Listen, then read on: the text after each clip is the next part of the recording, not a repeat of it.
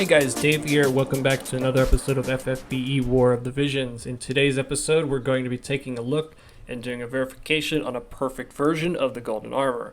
Oops, I kind of lied. It's not 100% perfect, but defense and slash, which are what we're going to verify, are 100% perfect. So that's all we need for this video. Next, I also made a Smart Coat plus 5, which is 100% perfect. I will use that in a future video for magic damage verification. But in this video, how we're going to work it, we're going to have 5 verifications followed by results and comparisons, then a guild battle with equipping these new armors and resistances to see how much it reduces damage, especially on a squishy unit like Yarma, and it is pretty significant. Other than that, the video is long, so I put timestamps below because I know your time is important. So if there's something that doesn't interest you or you already know, please skip to what you don't know. So let's jump right in and take a look. All right, here's what I use for my plus defense there. I have Golem, Leonis card, Golden Armor, and whatnot. It's not really pulling anything from Monty since Golden Armor has more. Now I'm going to show you what I used to get to the 54% slash. So I don't have that maxed out, but it's 11%. Catone's going to get that maxed out at 15%, plus the 8% on the Golden Armor. So then we'll go into Engelbert's stats, and you can see there 54%. Unfortunately, we don't have the defense yet. I'm not sure if the website I saw the stats on is 100% correct, but it looks like he has 27 base and then another 12 from his ability there. Okay, so this right here is what I used when he was naked, just straight up verification. Okay, but I do want to point out that I did have Odin on the whole time, so that's minus 10% single target attacks. Okay, so we're going to use that information and use that in the videos, and then you'll see how much damage is done in each one, and I'll explain it in detail.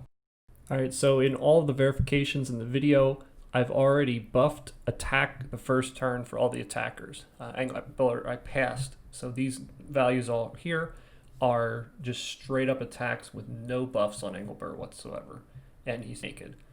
So you can see they're all doing a decent amount of damage to him. Nothing close to a killing blow due to his high hit points and base defense value, but still pretty decent.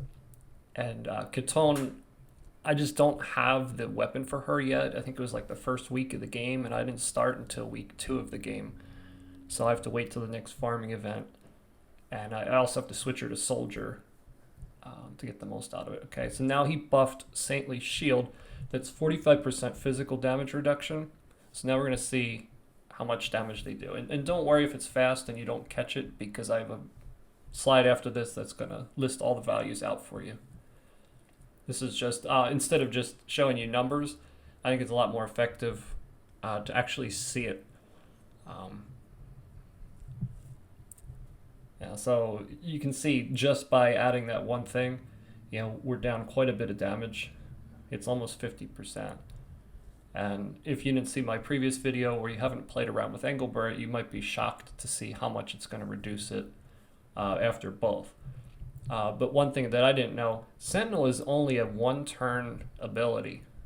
So a lot of times in Arena, he will, or whatever, guild battle, he'll use it turn 1 just to boost his AP.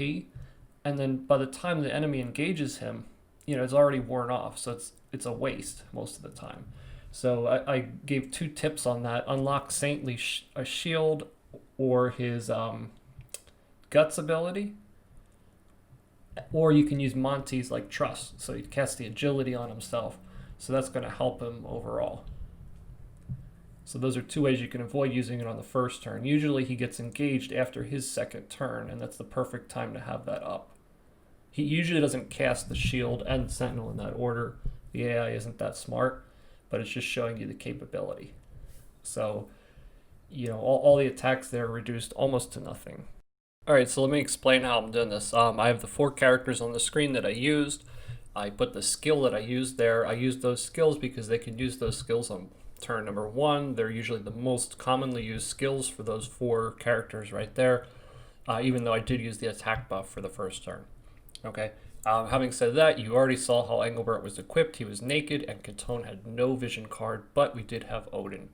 So Engelbert, I believe, has 12 defense from his grid, 15 from his master skill, that's 27, plus an additional from that green ability, which is another 12. So he should have 39 defense there, but I'm not 100% sure since we cannot see it in game. Okay, so the raw listed in red is the attack damage on him with no buffs. Then the blue shield is with Saintly Shield, and then Sentinel is with Saintly Shield plus Sentinel, which is why you have the additional reduction there. So there's nothing too special here. Just one thing to keep in mind is that Sentinel is only lasts for one turn. So you have to actually cast the Saintly Shield, Saintly Wall first, then Sentinel in order to get that buff. If you cast Sentinel first, it's already going to have worn off by the time his turn rolls around to cast Shield. So if you're trying to perform this verification or in PvE, if you want to reduce damage to the max against the boss, etc., you need to do it in that order.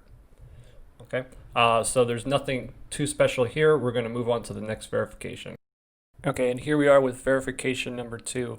Again, in this one, all the characters have pre-buffed attack, and Engelbert has just passed his turn. So these are all raw values, but Engelbert, this time he has his defense boosted, but no buffs on himself. So what he has equipped, I showed originally, he's got Golem, which is only 3% out of the possible 15%, which is quite low. I'm working on leveling that up. He's got Leona's Castle, which is 15% defense, and then he has the golden armor on him, which is 18% defense and 8% slash attack. So unfortunately, there wasn't an armor with that much defense without the slash attack. It'll skew the results a little bit, but you can still see how powerful defense is. All right, so here are the results of verification test number 2, defense up and no buffs. So you can see the damage is still pretty decent, but it's nowhere near what it was before. So this Engelbert is pretty strong. Most Orlandos, they're hitting, 14, 1500 with their defense breaker. But you can see if you build him out with defense like this, even without his buffs up, he's going to take next to no damage because he does have over 4k hit points. So only losing 831 to a defense breaker is really no big deal. All right, and here we have verification number 3. In this verification, Engelbert has all of his slash resistance gear on, but he has not buffed. Again, all the characters have their attack buffs up, and this is the amount of damage that they do. Now, what Engelbert has equipped, he has the 8% on the golden armor, he has 11% from the Snow White vision card, and he has an additional 15% from the Iron Giant card that's on Katone. Plus he has his innate resistances. So as you can see, compared to the defense, some units like Ziza, they're doing a little bit more since they have strike attacks, and he's lost that defense, but other units are doing less. So we'll take a look at it on the charts. All right, here's just a brief glimpse of the verification test number 3. Again, Ziza did more damage than the other units, and that's because she's not affected by the slash resistance. So let's compare both of them on screen at the same time to see the differences. All right, so here we are, the results for test 2 and 3, both up on the screen at the same time. So as we can see, Ziza did a lot more damage when the slash resistance was high because it lost defense, and slash only protects against that. Moving down to Katone, since Shuriken isn't really an attack type, like it's not like slash or anything like that, her damage actually went up when the defense went down. Orlando, now he went down. You might expect him to go up, but he cuts out 25% defense. So we lowered defense significantly, so he didn't have as much to cut out, but the slash resistance cut out a lot of his attack after the defense calculation was done, and that's why it went down. And then finally, Yerma, she went up a little bit. The reason for that is because I have more defense on my defense set than slash resistance on the slash resistance set. Now later in JP, you can get your characters, 70, 80, sometimes 90. I think Sasayaki can get like 90%, or Whisper on Global can get 90%. but we currently don't have enough gear in the game to get that high. But you can make really, really strong characters. Warrior of Light, I've seen a couple teams using him 70% plus in the arena, and if you go up against slash teams, they're going to do almost no damage whatsoever. But if you go up against magic or pierce, etc. like that, you're going to hurt against those. So again, you always have to prepare for the type of team that you're going up against. Okay, next here is child number 4. This is defense up and buff. So Engelbert has started out with Saintly Wall. All the characters have pre-buffed attack, and now you're seeing the values on them. So they're again really, really low. Even Orlando's Crush Armor only does 416. So again, Catone's really low, but I'll work it on her next event that has a katana for her. I promise I'm gonna get it for her. Okay, and then there you have that. Now we're gonna jump over. Now you can see this was very surprising. When I put Sentinel on, I was like, huh? I like canceled it out and went back in there. And it actually, his defense is so high that she does 0 damage. So I'm like, well, maybe it was just this unit. But then I came in here with Ziza, and same thing with their pummel, 0 damage. So I thought it was pretty weird. I'm like, okay, well, maybe Shuriken will do that since it's not an attack type. Even though it does low base damage, but that's also 0. And you can see they all have a 100% chance to hit, and they're still doing 0 damage. So the result here, yeah, that one did nothing. And you can see his defense breaker only does 41 damage there. Okay, here are the results. As you can see, we have shield on the left and sentinel and shield on the right hand side. So shield damage is very low. Even Orlando, with only the shield up, he only did like 8-9% of Engelbert's life. That's nothing. So all Engelbert has to do is cast 1 buff in arena or guild battles, and he's only taking that much damage. So that's ridiculously strong. I mean, there's some people out there that said, oh yeah, Engelbert, there's already ways to take him down. Yeah, but now we have the golden armor, and they probably weren't gearing or skilling their Engelbert outright. So again, if you do it in this order, shield, then sentinel, if you do little tricks like putting Monty's shield on there, so he uses agility to boost his AP, using TP to boost AP instead of using sentinel, an ability he really needs to boost that AP, then he's going to have a higher chance to use that or the Saintly Shield when he needs it and greatly reduce damage and survive. All right, and here we are with our final verification. In this verification, again, 54% slash resistance. The first round, all the characters are attack buffed.